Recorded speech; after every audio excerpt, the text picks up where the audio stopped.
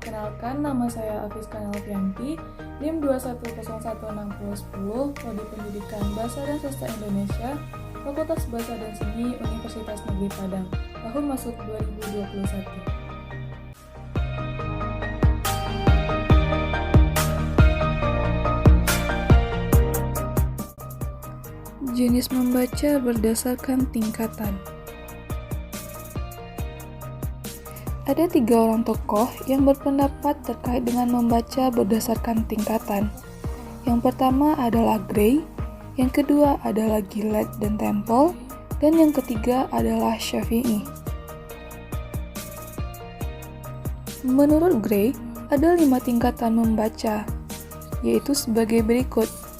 Yang pertama adalah kesiapan membaca, kedua permulaan membaca, ketiga pengembangan kecepatan keterampilan membaca, keempat membaca luas, dan kelima perbaikan membaca.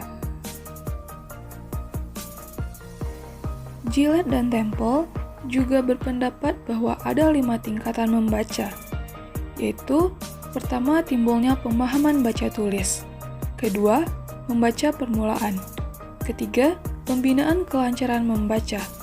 Keempat, membaca untuk kesenangan dan belajar. Dan yang kelima, membaca matang.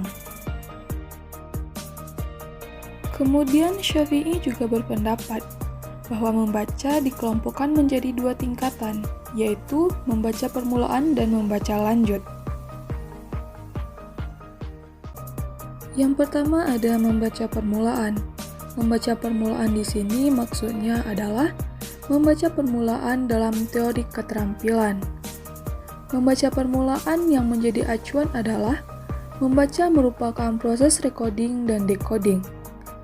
Melalui proses recording, pembaca mengasosiasikan gambar-gambar bunyi beserta kombinasinya itu dengan bunyi-bunyiannya.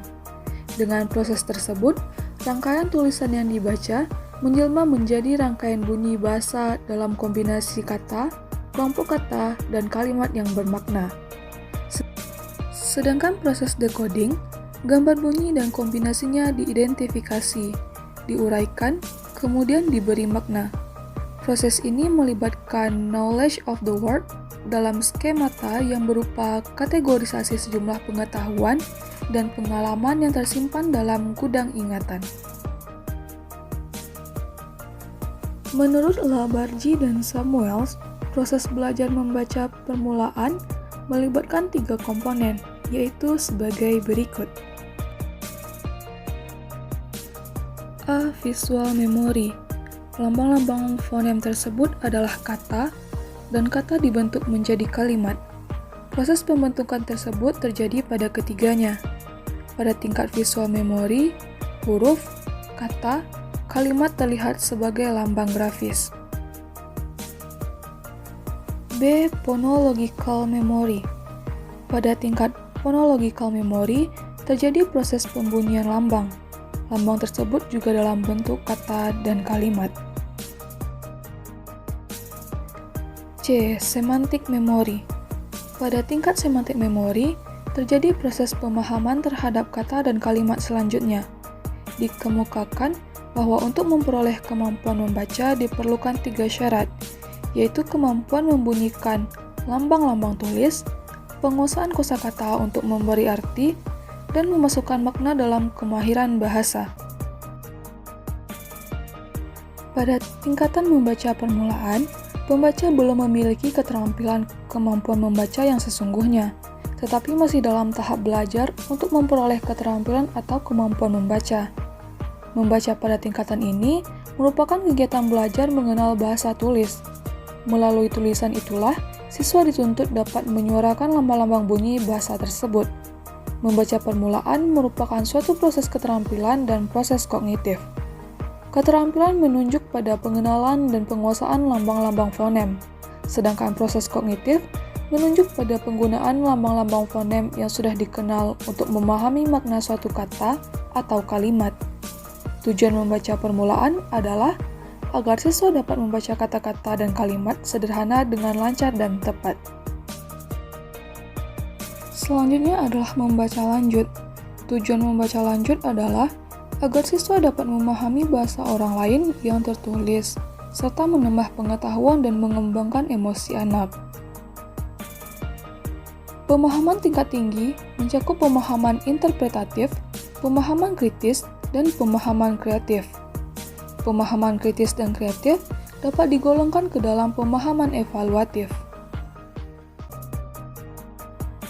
Berikut pengelompokan tingkat membaca dari Byrne, Rowe, dan Ross. A. Literal comprehension atau pemahaman literal, yaitu kemampuan menangkap informasi yang dinyatakan secara tersurat dalam teks. B. Interpretative comprehension atau pemahaman interpretatif, yaitu pemahaman makna antar kalimat atau makna tersirat atau penarikan kesimpulan teks.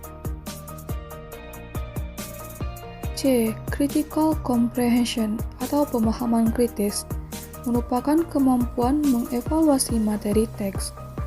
Pemahaman pembaca berada pada tingkat ini apabila pembaca mampu membandingkan gagasan-gagasan yang ditemukan dalam teks dengan norma-norma tertentu dan mengambil kesimpulan yang berkaitan dengan teks.